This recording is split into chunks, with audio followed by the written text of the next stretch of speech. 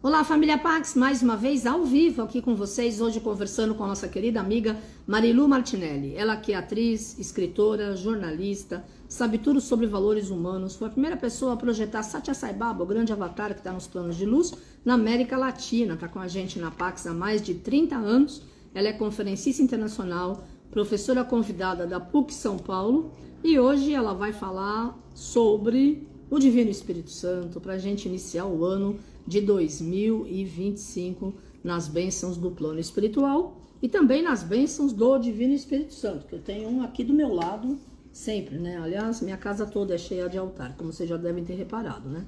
E aí que eu mostrei o Espírito Santo na última live que a gente fez no ano passado, e alguém sugeriu que ela fizesse a primeira live do ano falando sobre o Espírito Santo. Então, atendendo a pedidos, se Deus quiser, estaremos com a querida Marilu Martinelli aqui para que ela possa estar falando sobre a energia do Divino Espírito Santo. Então, deixa eu ver aqui, porque eu não a vi ainda.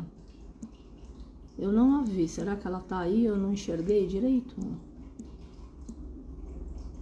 Vamos lá, vamos. Boas-vindas a querida Marilu. Oi, Diego, feliz ano novo a todos vocês que estão com a gente. Sandra, Carmen, Sara, Aymar.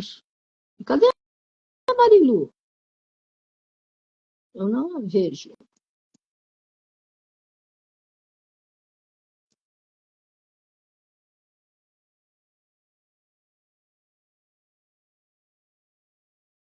Vamos aguardar aqui. Ela não entrou, né?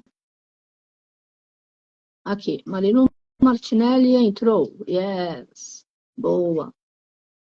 Vamos lá, anjinhos da Technology, porque vocês estão hoje very strange.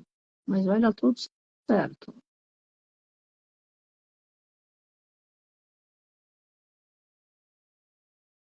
Gente, essa internet, eu vou lhe contar uma história.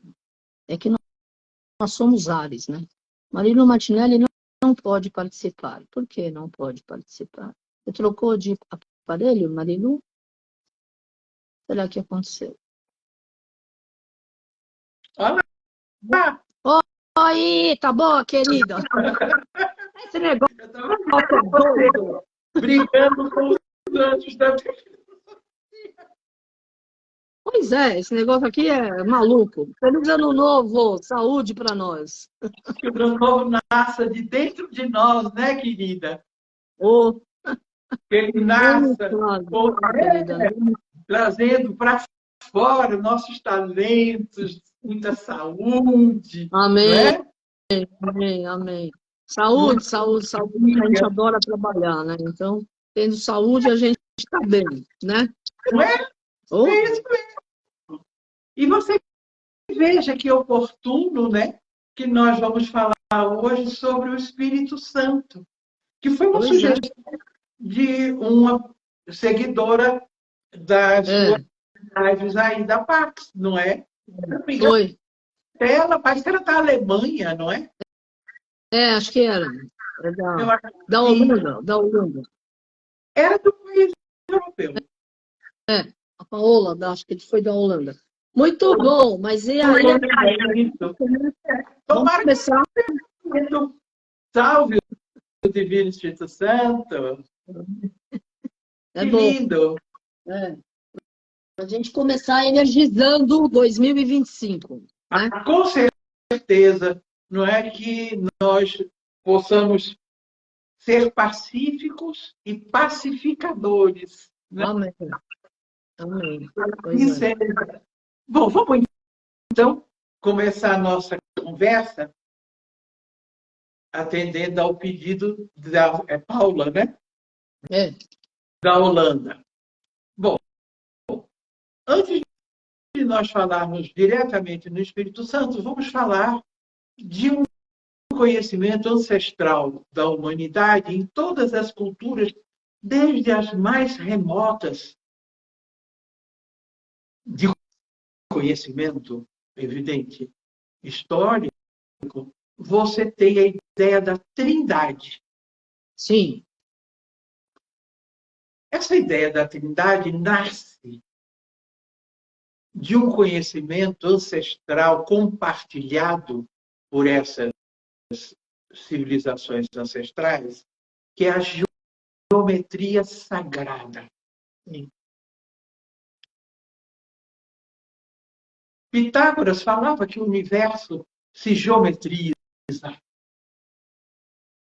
e que, através dessa geometrização, surge a sinfonia, a música das esferas. O conhecimento ele traz do Egito, quando a Grécia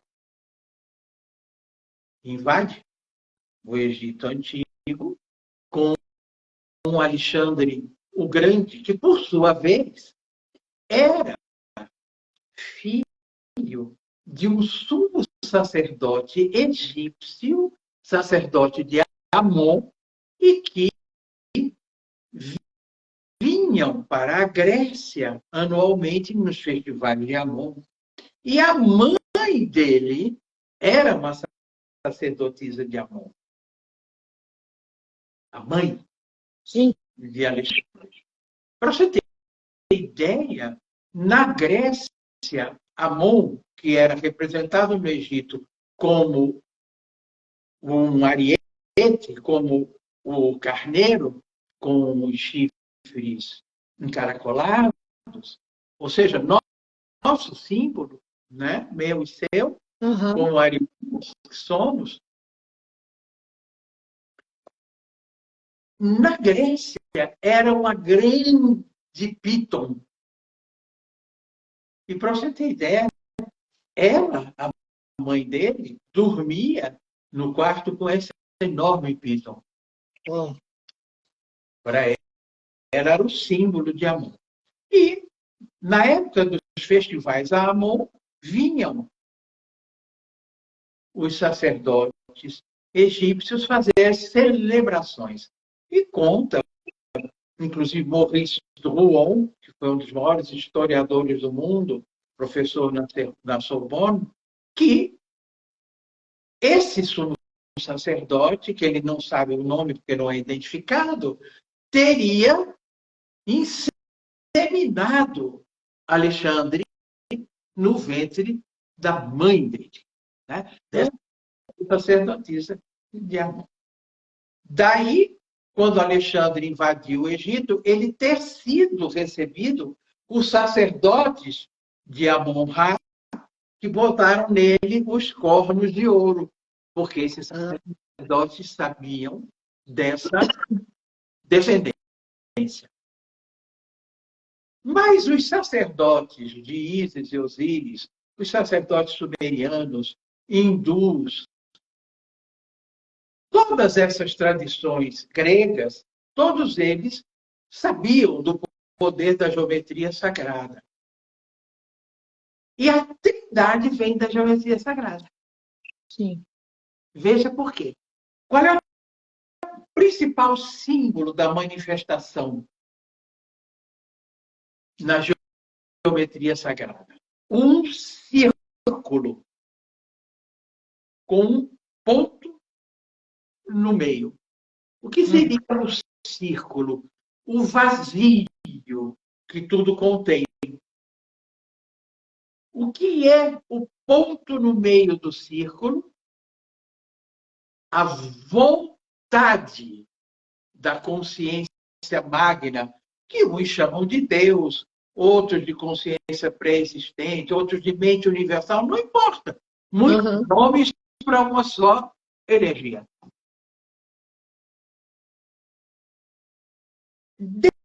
Desse ponto no meio do círculo, imagina uma linha pontilhada que vai formar um triângulo, simbolizando a descida, a existência e a subida outra vez para a origem. Desse ponto inicial, no centro do círculo, sempre essa linha pontilhada vai atravessar a base do triângulo vai formar o quadrado, que vem a ser a manifestação da vontade na diversidade de todas as formas de vida. Uhum. Muito bem, se você tem uma criação e um poder de vontade movimentado e simbolizado pelo triângulo, e no quadrado você tem a manifestação concreta dessa vontade, você vai entender o porquê, por exemplo, da necessidade de 3 para que a vida exista, que é a Trindade. Sim. Né?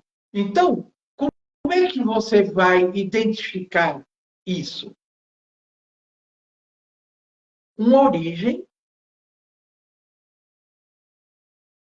um recipiente e um resultado. E como é que você vai ter essa manifestação no quadrado? Por quê?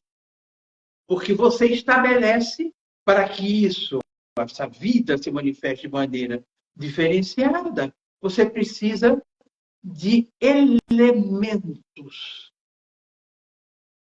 Ou seja, água, terra, fogo, ar. E o éter, que é o mais sutil de todos os elementos, que nesse caso você poderia depois, com o decorrer da nossa conversa, identificar com a ideia ocidental de Espírito Santo. Sim. Ora, mas para essa coisa se manifestar, ela precisa de um lugar. Esse lugar tem que ter direções: norte, sul, leste e oeste.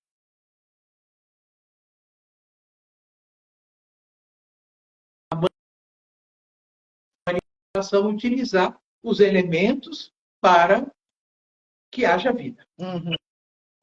Muito bem, aí surge a ideia da Trindade.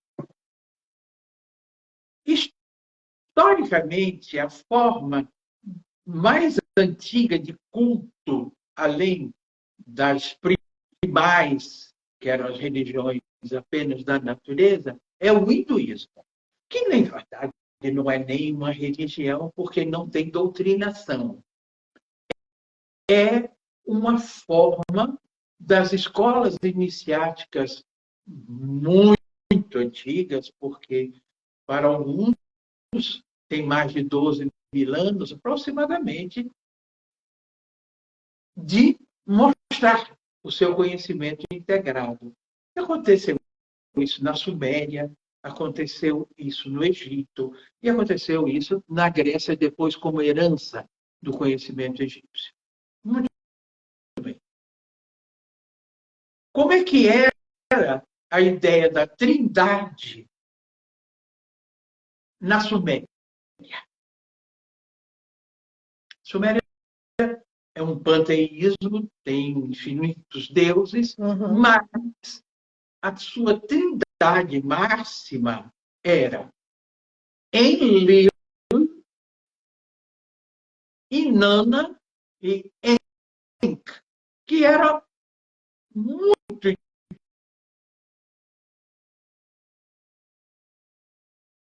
a formação da Trindade e sua ação. Por quê? Porque Enlil era a deidade dos ventos, portanto, a deidade que criava a atmosfera e que permitia que houvesse, através da atmosfera, uma combinação de elementos que permitisse a respiração, o pneuma. Uhum. Né? Muito bem. E o que era Enk? Enk ele simplesmente dominava as águas. Então, criava condição para que a vida se manifestasse. Sem água, não existe manifestação de vida, pelo menos nesse planeta aqui. Aí você tinha Inanna. Ora, Inanna poderia ser o Espírito Santo. Porque na água gerava a vida, mas através de sua imensa capacidade de amar e de se expandir, ela se manifestava como o renascimento do ser humano de si mesmo. Ora, o que é a ideia depois cristã do Espírito Santo, se não você morrer para a ignorância, renascer? Olha que interessante, cara. Lindo, né? Muito lindo. Lindo. Aí você tem no hinduísmo Brahma, Vishnu e Shiva. Sim. Então você tem a energia criadora, a energia mantenedora da vida e a energia transformadora da vida. E você tem movimentando essa trindade a Shakti, que é a energia do feminino, o Espírito Santo. E que permite a manifestação real da sua identidade divina. Aí você vai ter isso depois no Egito, aliás, concomitante com a Índia e a Suméria. Você vai ter no Egito o quê? Osíris, Ísis, Horus. Outra trindade. Horus é o Espírito Santo. Além de ser um pássaro, ele é ilimitado. Ele circula dimensionalmente livre. Né? Sim. Dos egípcios, e traz revelações, dos egípcios, os gregos herdam a ideia da trindade. E eles fazem a trindade como Zeus, olha que interessante, Maia e Hermes, o mensageiro. Sim. Que tem pés alados, que circula por todas as dimensões, todos os universos. Não é? Olha que interessante. Aí você traz para o Oriente Médio, com o judaísmo, a ideia da Shekinah. Ora, Shekinah Ein Sof, quer dizer, o hálito, o sopro da sabedoria divina. A Shekinah também é feminino. O Espírito Santo no judaísmo, assim como no hinduísmo, e assim como para os sumérios, é a energia da mãe. Sim. É a energia feminina. É a energia de integração, de revelação. É o poder de que as coisas se manifestem. Então, você tem na Cabala mística o Ruach, que é esse hálito divino. Quem já leu a Bíblia sabe, tanto na Torá quanto no Novo Testamento, que é cristão, que existia o hábito dos homens santos, dos profetas, tocarem os lábios e soprar nos seus discípulos, porque seria o sopro, o hálito divino do Espírito Santo. Muito bem. Aí você tem a ideia cristã do Espírito Santo. Como é que ela nasce?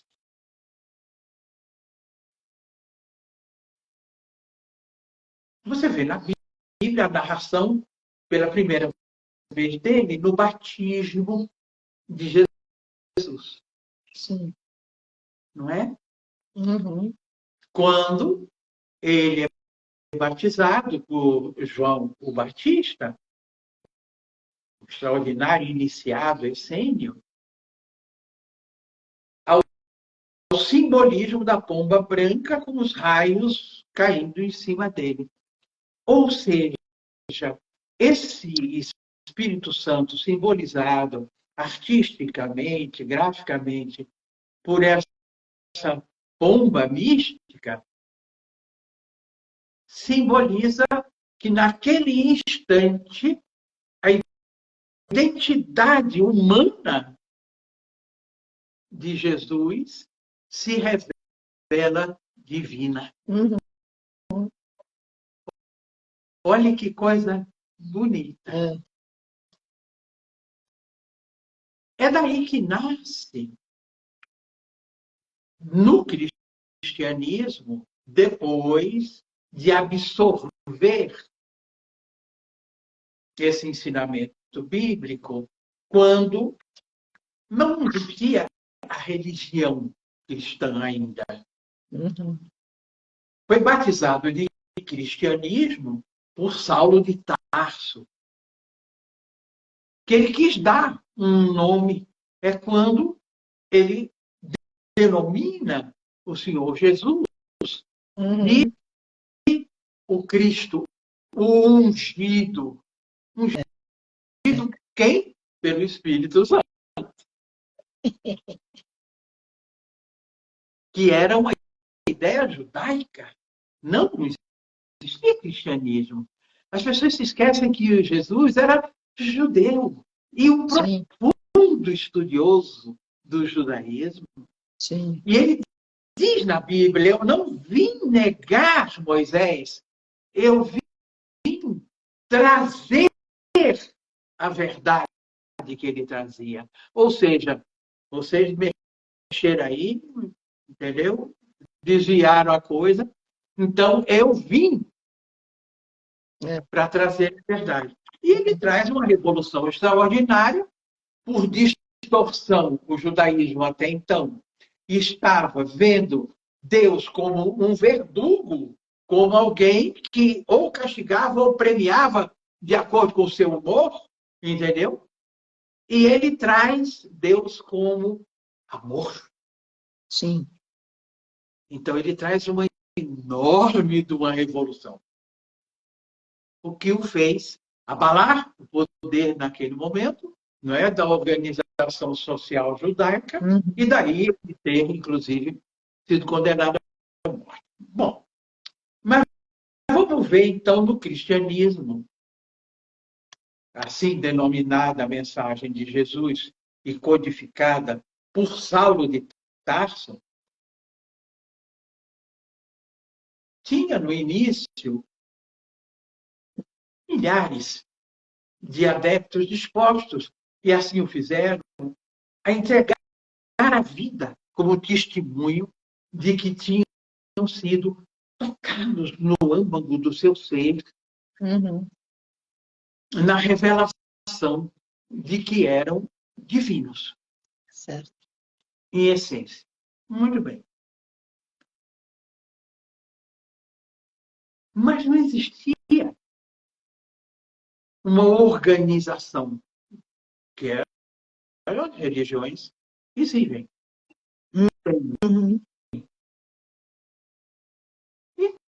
Então, quando Helena, que era mãe do imperador Constantino, e depois veio a ser imperador de Roma, tocada que ela foi profundamente pela mensagem de Jesus, por isso ela é Santa Helena, canonizada pela igreja e tal. Ela convenceu o filho, Constantino, a fazer do cristianismo a religião do Império Romano. E ele o fez. Primeiro, porque ele percebeu que politicamente era interessantíssimo naquela bagunça total que era um mundo dominado pelo Império Romano, diferentes crenças, diferentes etnias, diferentes mitologias, diferentes formas de entender o mundo, de eleger prioridades e princípios. Ele disse, oba, agora eu dou uma homogeneizada, pelo menos no fundamento. Né? E assim ele fez. O que salvou o Império Romano, diga-se de passagem. Aí, no ano 325, na cidade da Turquia, de Nicéia, se reuniram os bispos para ver quem fazia os textos serem canônicos, ou seja, aceitos pela igreja, e os outros apócrifos e tal. Mas dentre eles tinha um bispo, que era o bispo de Alexandria, ele chamava-se Atanásio. Aí Atanásio tinha uma enorme intimidade com o conhecimento egípcio, hindu, sumério. Afinal de contas, ele era o bispo de Alexandria, ele conhecia aquela biblioteca extraordinária, né? Aí ele sugeriu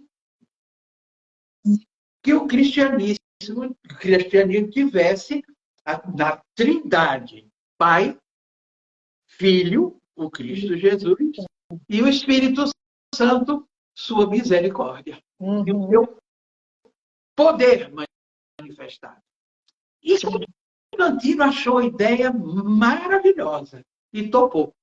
Então, assim nasce no cristianismo Pai, Filho e Espírito Santo. Aí,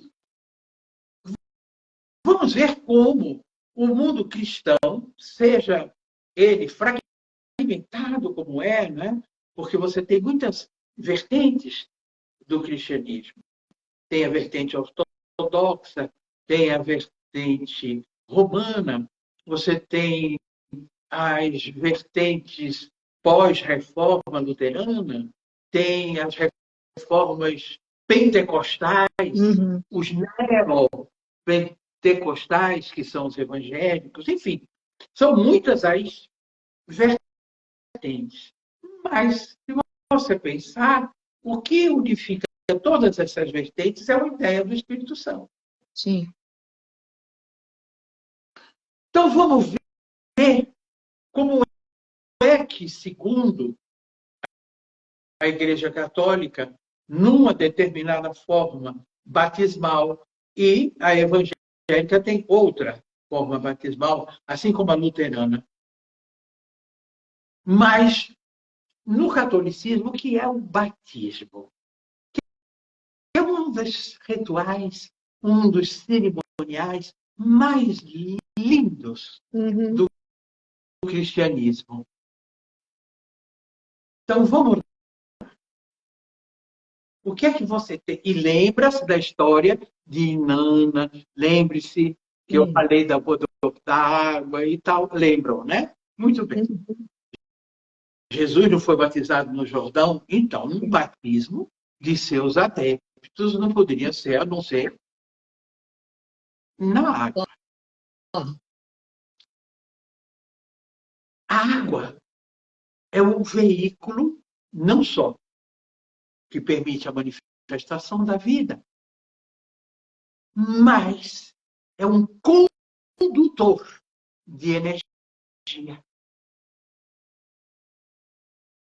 Então, o que foi o batismo de Jesus e a manifestação do Espírito Santo que lhe dá a identidade divina? A grande complexidade, o grande desafio desafio da mente humana relativa, que é conviver com sua condição transitória humana e eterna divina.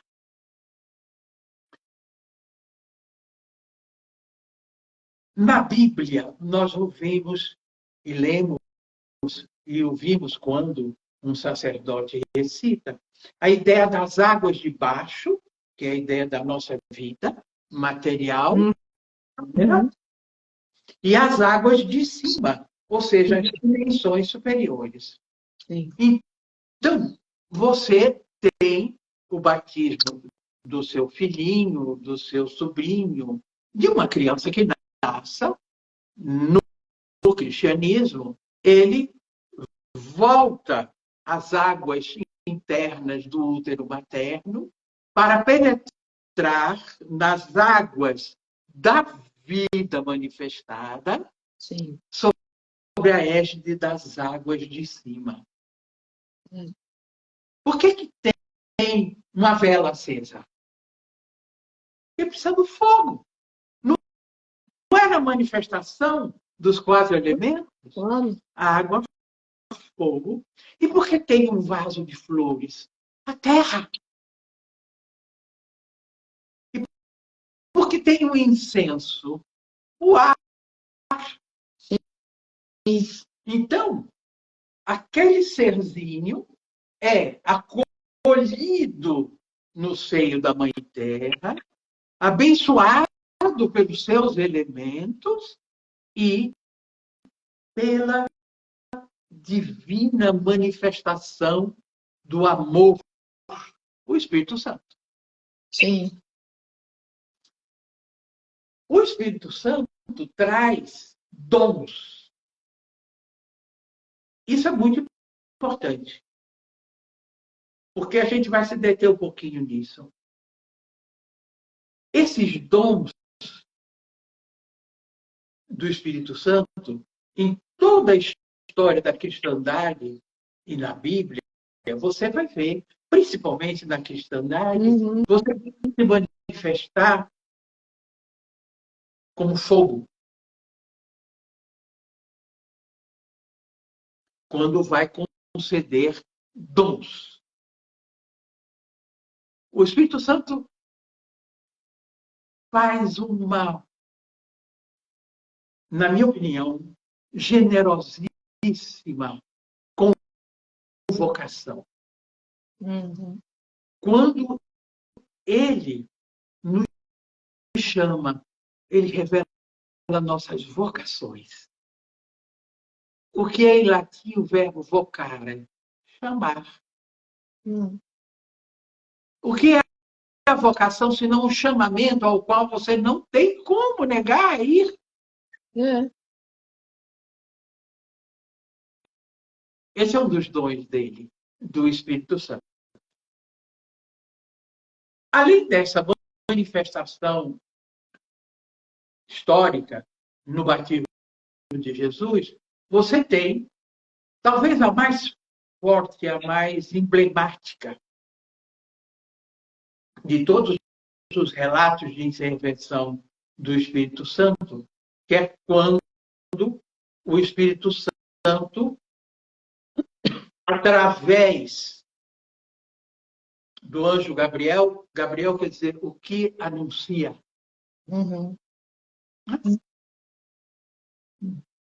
Diz a Maria que ela seria inseminada pelo Espírito Santo. Ora, o que isso quer dizer?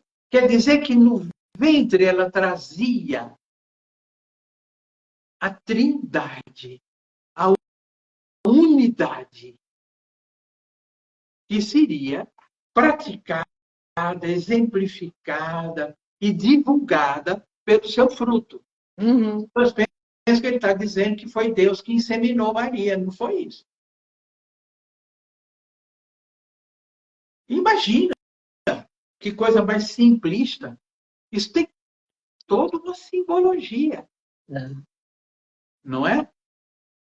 Porque o que é o avatar, senão essa encarnação dessas trindades, todas, em todas as culturas. A mais emblemática de todas, com certeza, é essa. E tem uma outra importantíssima depois que o Cristo sai do sepulcro e é visto andando pelo caminho de Emaús, onde os apóstolos estavam reunidos em perplexidade. Tipo, o que é que eu vou fazer agora? Nós não temos conhecimento, somos muito cultos.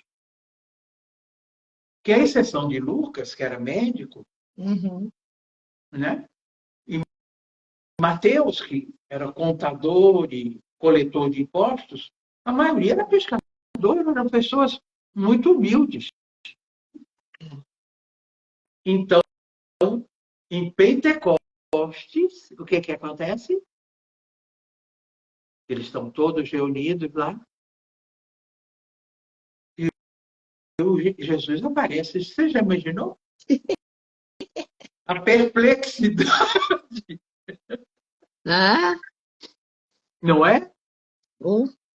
E aí tem aquela famosa passagem de Tomé, né? Que ficou estigmatizado. Sim. Coitado. Mas aquela atitude de Tomé, você pode ter uma leitura diferente quando ele não acredita. Claro.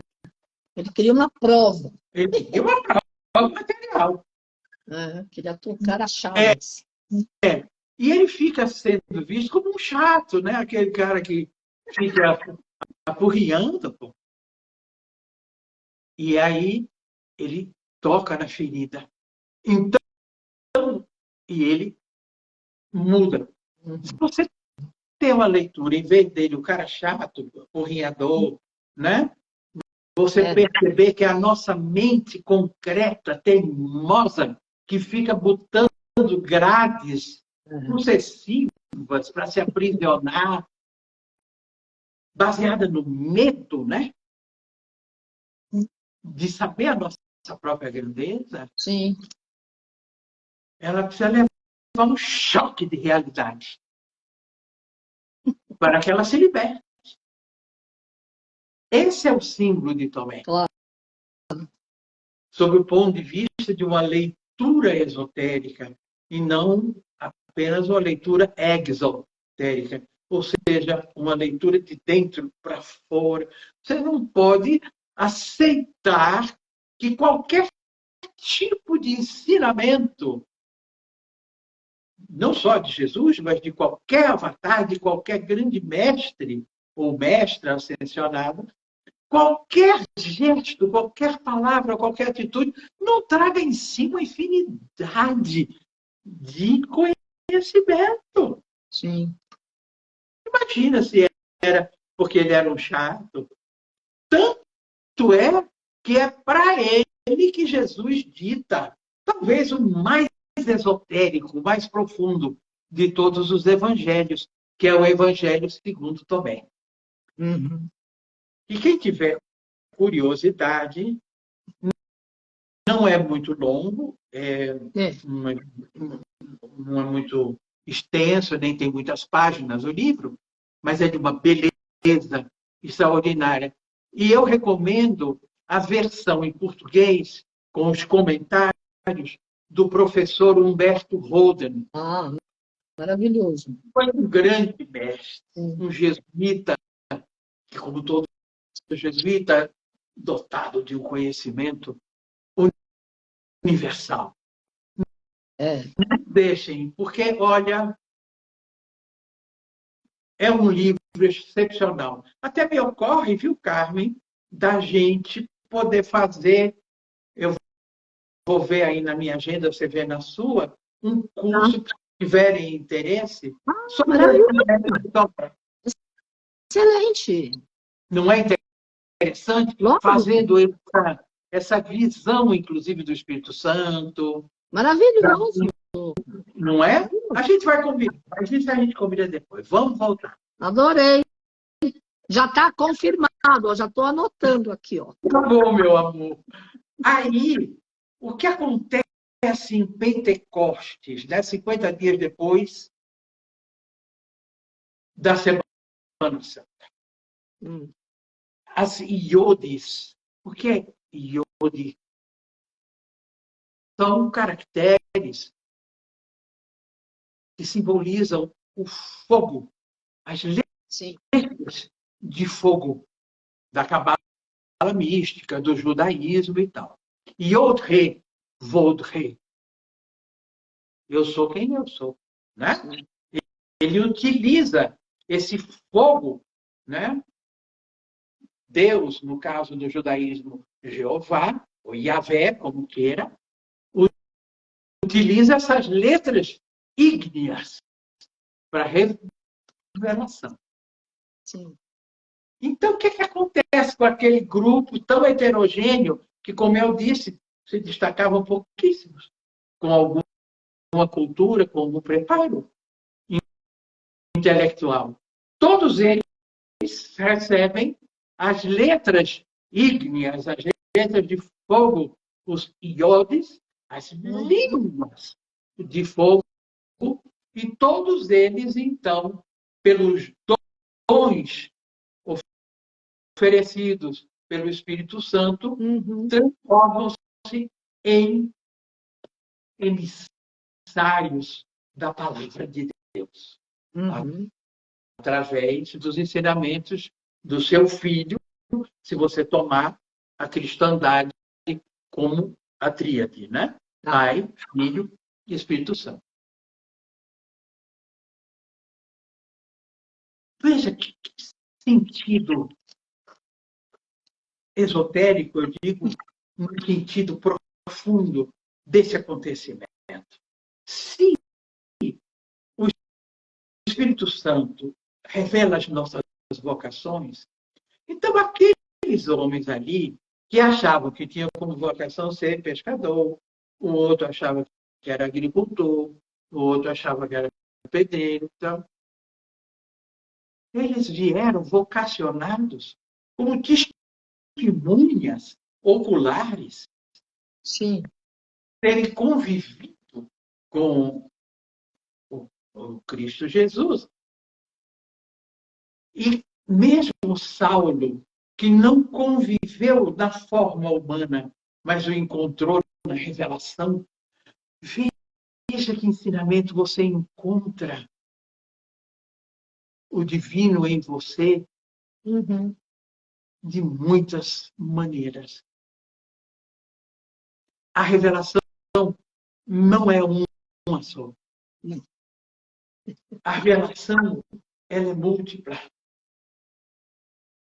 Porque no mesmo momento em que aqueles apóstolos estavam tendo as revelações do que eles eram, do que eles vieram para fazer, eu garanto a você que em milhares de lugares do mundo, pessoas estavam tendo revelações de quem eram, do que eram verdadeiramente e do que vieram fazer. Então, o que o Espírito Santo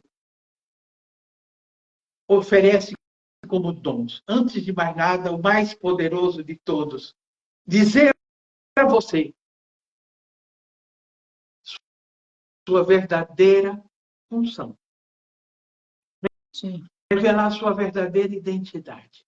Fazer aflorar em você as virtudes e qualidades para que você cumpra bem aquela missão que foi escolhida por você para o seu crescimento pessoal. E para que, através do seu conhecimento pessoal, você possa contribuir para que pessoas sejam melhores, para que o mundo melhore. Afinal de contas, como dizia o Rudolf Steiner, criador da antroposofia, a emissão de energia de um planeta é a emissão que a sua humanidade emite. Ora, quanto melhores sejamos, melhor será o mundo. mais sutil será a emissão do planeta. Né? Claro. Então, quando você tem, pelo dom conferido pelo Espírito Santo, a dissipação das trevas da ignorância, não apenas a ignorância cultural, a ignorância intelectual que é dissipada e o conhecimento, a sabedoria aflora, mas quando você tem, através do Espírito Santo, a condição de dissipar as trevas da ignorância de você mesmo. Uhum. Não é? De você viver se auto-enganando. É. Não é? Como uma rolha de champanhe no oceano. Sem norte, sem sul, sem leste, sem oeste. É. Não é? Sem sentido. Claro. Sem propósito. Então, segundo todas as tradições, a terceira pessoa da Trindade te define como humano divino, Sim. permite que você saiba disso e te dá os dons para que você atue no mundo de acordo com esses dons e propósitos divinos. Uhum. Portanto, é o veículo através do qual você torna o humano possível. Sim. Você dignifica seu sagrado nascimento. E você possibilita que o Deus em você se manifeste. Se manifeste para você, por você e através de você. Claro. Em todas as tradições assim é. E no cristianismo, você, além do batismo, que é quando você dialoga pela primeira vez, ainda que inconscientemente, com o Espírito Santo, você é acolhido pela família cristã. Olha, quando eu digo família cristã, eu não estou dizendo que é a família cristã católica ou a família cristã evangélica, ou seja, de que... Não. A família do ungido. Sim. Por isso, o sacerdote põe também os olhos sagrados na testinha, no peitinho do bebê. Né? Ele está sendo ungido. E claro que nessas diferentes religiões organizadas, também é uma maneira de apresentar aquele bebê como um novo membro da igreja. Sim. Apresentar à sociedade ele como membro daquela determinada igreja. Mas, na igreja católica, você tem confirmação pelo Espírito Santo, que é a crisma. É muito interessante isso, se você pensar que são nos setênios que você tem os processos, os marcos cíclicos dos seus diferentes despertares. Não apenas físicos, mas mentais, emocionais e transcendentais. A antroposofia descreve isso com uma precisão, uma beleza extraordinária. E é verdade. Aos 7 anos, você dá o primeiro passo. Aos 14, aos 21, aos 27, aliás, aos 28, e por aí vai. Até o limite dos 42, que ou você desperta e recebe essa unção da revelação de quem você é e do que você veio fazer, ou você vai passar por essa encarnação e, olha, esquiando, deslizando pela ilusão. É. Eu acho interessantíssimo esse consagramento, né? Através da crisma. Eu não sei quem foi, mas foi um sábio, consequentemente, ninguém pode nem duvidar disso, que disse, muito bem, tem batismo, então tem consagração. Ou seja, você tem a confirmação da crisma aos 7 ou aos 14. Sim. A grande maioria é os 7. E olha outra unção importantíssima que você tem, que é quando você vai morrer.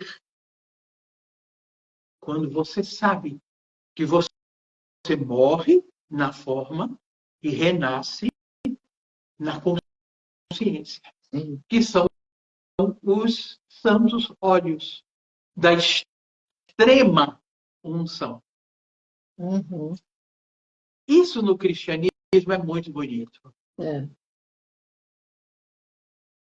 É uma maneira delicada, se você raciocinar em profundidade, de dizer para os seus familiares, na hora em que estão sofrendo, porque nem todos não sofrem apenas por não ter mais a condição de enxergar o ser amado cotidianamente, que trazem no coração da eternidade daquele ser, humanos, e vão sentir saudade, é evidente, mas tem aquele também que eu não me conformo, revoltado, não é? Tem aquele que não sabe que aquela forma não vai existir mais, mas que quem ela é eterno. Mas quando os santos olhos são ministrados, muitas vezes nem é para a mente daquele que está recebendo. Sim. É um ensinamento para os familiares, para os amigos. Quem já percebeu, viu alguém desencarnar e é uma pessoa de coração cheio do amor do Espírito Santo, vai ver que é sereno. Exato. É que é suave. É. Porque um dos dons do Espírito Santo é o reconhecimento Sim. da verdade. Sim. Não é?